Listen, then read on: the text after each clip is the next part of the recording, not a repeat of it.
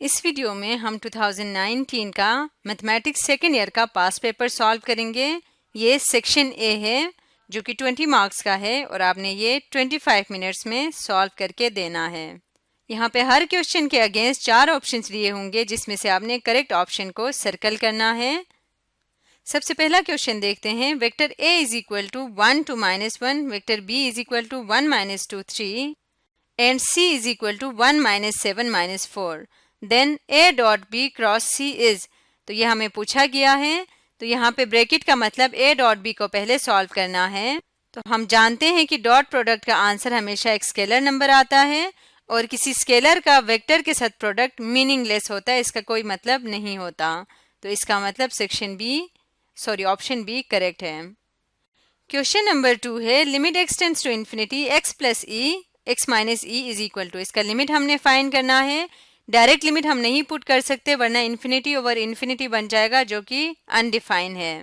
तो इसके लिए हम क्या करेंगे, हम न्यूमरेटर को और डिनोमिनेटर को दोनों को x से डिवाइड कर देंगे। So limit x tends to infinity, जब x से डिवाइड करेंगे ये बन जाएगा 1 और ये बन जाएगा e ओवर x।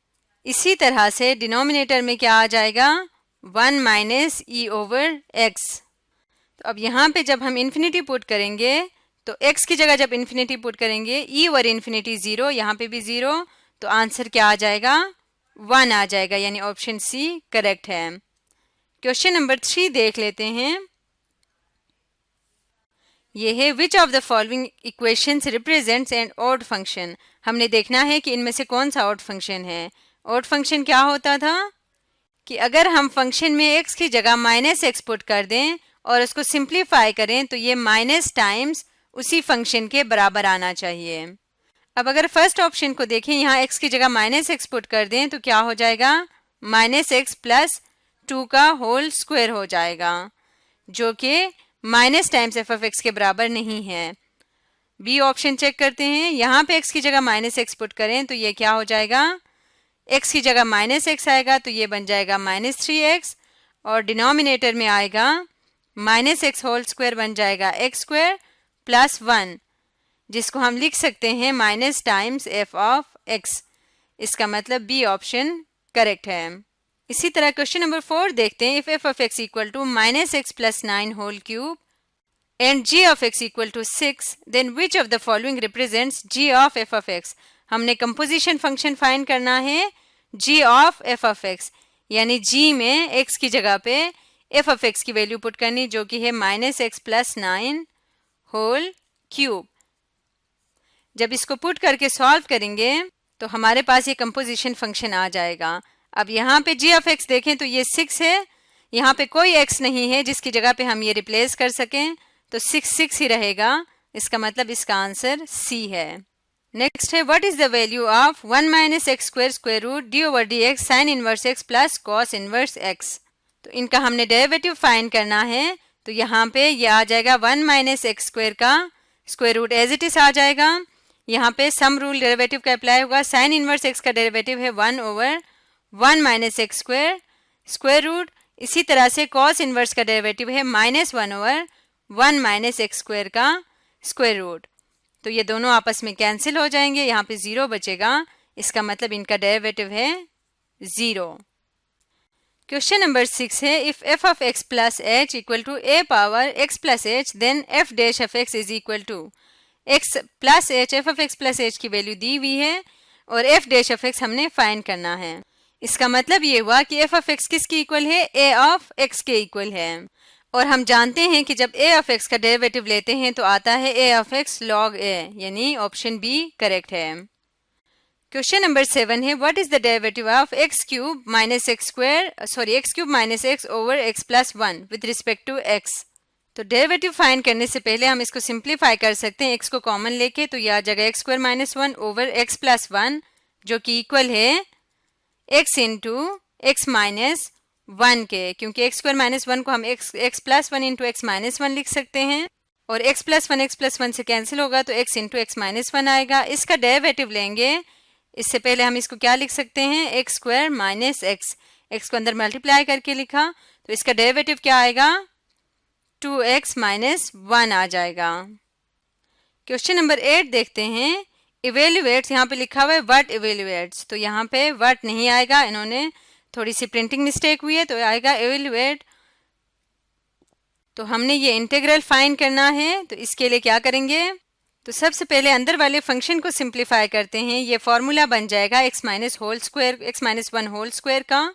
तो यहाँ पे स्क्वायर और स्क्वायर रूट कैंसिल हो जाएंगे, तो यहाँ पे पीछे बचेगा x माइनस 1 dx और 0 से 1 लिमिट है। अब इसका इंटीग्रल फाइंड करते हैं, तो इस पे क्या होगा, पावर रूल अप्लाई करेंगे, तो ये x minus 1 whole square over 2 और लिमिट है 1 0।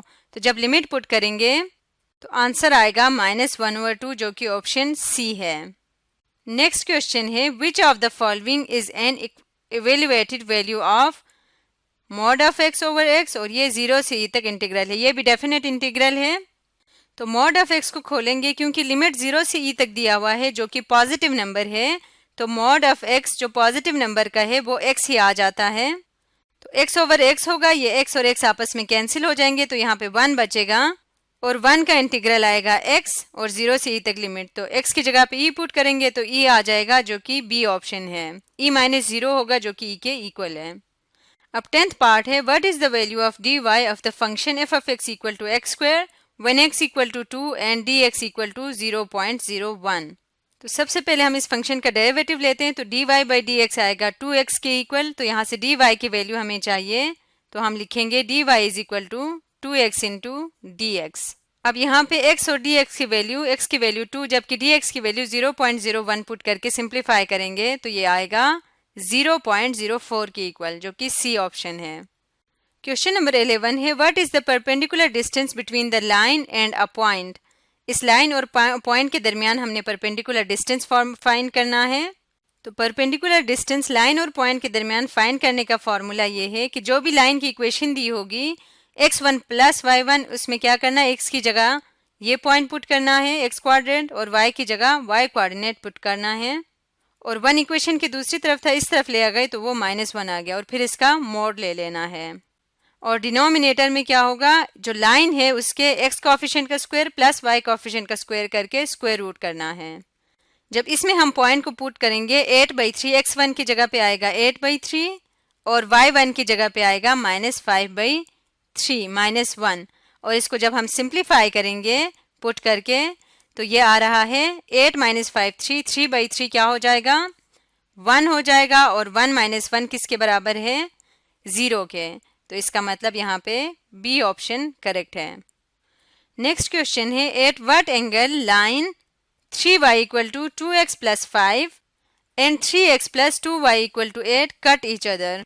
हम जानते हैं किसी भी दो लाइंस के दरमियान एंगल फाइंड करने का ये फॉर्मूला है tan theta equal to m1 minus m2 over 1 plus m1 m2 का मोड।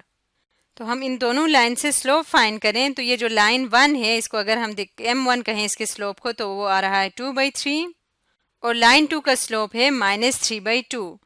तो इनको अगर इस फॉर्मूले में पुट कर दें तो ये आ रहा है tan थीटा इक्वल टू 1/0, यानी कि इन्फिनिटी आ रहा है। तो थीटा किस पे इन्फिनिटी होता है, tan थीटा किस पे इन्फिनिटी होता है π/2 पे, तो ए ऑप्शन करेक्ट है। 13th पार्ट है what is the slope of a line perpendicular to 3x - 4y plus k equal to 0। हम जानते हैं कि जब भी कोई दो लाइंस परपेंडिकुलर हों तो उनका स्लोप का प्रोडक्ट -1 के इक्वल आता है। तो अगर हम इस लाइन की स्लोप निकालें तो वो 3/4 आ रहा है, जिसको इसमें पुट कर दें तो ये आ जाएगा 3/4 m2 इक्वल टू -1। तो यहाँ से m2 की वैल्यू आती है -4/3, जो कि ऑप्शन सी है, -4/3। 14th पार्ट है 0 0 is not a solution of which of the following inequalities. 0 0 इनमें से किसका सोल्यूशन नहीं है। पहला देखें तो 0 इज लेस देन 1 ट्रू है, तो इसका मतलब इसका तो सोल्यूशन है। दूसरे का भी है। तीसरे को अगर हम देखें तो 1 इज ग्रेटर देन 0 हो जाता है, जो कि ट्रू है। डी ऑप्शन को देखें तो यहाँ पे 0 इज लेस देन -1 होता है, जो कि ट्रू नहीं है। इसका मतलब 0 0 इसका सोल्यूशन नहीं है। 15th पार्ट है what is the length of the latus rectum of a parabola 8y² equal to -32x। तो सबसे पहले इस पैराबोला को स्टैंडर्ड फॉर्म में लिखेंगे तो यह आ जाएगा y² इक्वल टू -4x। तो length of latus rectum 4a के इक्वल होता है, तो 4 यहाँ पे a की वैल्यू है 1, तो 4 इंटू 1 किसके इक्वल आएगा 4 के इक्वल आएगा, यानी बी ऑप्शन करेक्ट है। क्वेश्चन नंबर 16 है which of the following represents equations of asymptotes of hyperbola x square over 7 square minus Y square over 4 square equal to 1। तो क्योंकि इस केस में x पॉजिटिव है इसलिए एसिम्पटोट का फॉर्मूला होगा y equal to plus minus B over A X. क्योंकि यहाँ पे x और y ओरिजिन पे है इसलिए ये b ओवर ए एक्स होगा। अगर ओरिजिन के अलावा कहीं और होते तो फिर ये क्या होता, x माइनस एच होता और साथ में यहाँ पे हम लिखते प्लस k। तो जब इसमें b और a की वैल्यू पुट करेंगे तो ये किसकी इक्वल आएगा, प्लस माइनस 4 ओवर 7x, जो कि सी ऑप्शन है। क्वेश्चन नंबर 17 है what is the eccentricity of a point circle x square plus Y square equal to 0। तो हम जानते हैं कि सर्कल की एसेंट्रिसिटी हमेशा 0 होती है, चाहे वो किसी भी तरह का सर्कल हो। तो इसका मतलब डी ऑप्शन करेक्ट है। 18th पार्ट देखते हैं what is the length of major axis of an ellipse x minus 1 whole square over 2 square plus Y plus 1 whole square over 3 square equal to 1। हम जानते हैं length of major axis 2a के equal होता है और a इसमें से कौन सी वैल्यू होती है, जो बड़ी वाली वैल्यू, यानी इस केस में 3a है। तो 2 इंटू 3 किसकी इक्वल होगा, 6 के इक्वल हो जाएगा, सी ऑप्शन करेक्ट है। क्वेश्चन नंबर 19 है what is the volume of a parallelepiped if its coterminous edges are 2 minus 4 5, 2 minus 3 6 and 0 minus 1 minus 1। ये तीन वेक्टर्स के फॉर्म में दिए हुए हैं। तो इस केस में हम इन तीनों का डिटर्मिनेंट लेके इसको सॉल्व करेंगे तो वॉल्यूम ऑफ पैरेललोपेप्ड आ जाएगा। तो जब इस डिटर्मिनेंट को सिंप्लीफाई करेंगे तो 0 के इक्वल आंसर आ रहा है, जो कि डी ऑप्शन है। अब लास्ट क्वेश्चन है for what value of p 2p5 is perpendicular to 3 1p। दो वेक्टर्स दिए हुए हैं, हमने p की वैल्यू फाइंड करनी है, किस लिए, जब ये दोनों वेक्टर्स आपस में परपेंडिकुलर हो। हम जानते हैं अगर दो वेक्टर्स परपेंडिकुलर हो तो उनका डॉट प्रोडक्ट 0 के इक्वल आता है। तो इनका डॉट प्रोडक्ट लेते हैं। तो डॉट प्रोडक्ट किस तरह से लेते हैं, कंपोनेंट्स आपस में मल्टीप्लाई होते हैं, 2 इंटू 3 6 आएगा, इसी तरह से p इंटू 1 प्लस p आ जाएगा और प्लस 5p, और इसको किसके इक्वल होना चाहिए, 0 के इक्वल, क्योंकि ये दोनों वेक्टर्स परपेंडिकुलर है। इसको जब हम सिंप्लीफाई करेंगे तो यहाँ से p की वैल्यू आ रही है -1। तो इस तरह से हमने सेकेंड ईयर 2019 का पास पेपर का सेक्शन A कंप्लीट कर लिया है।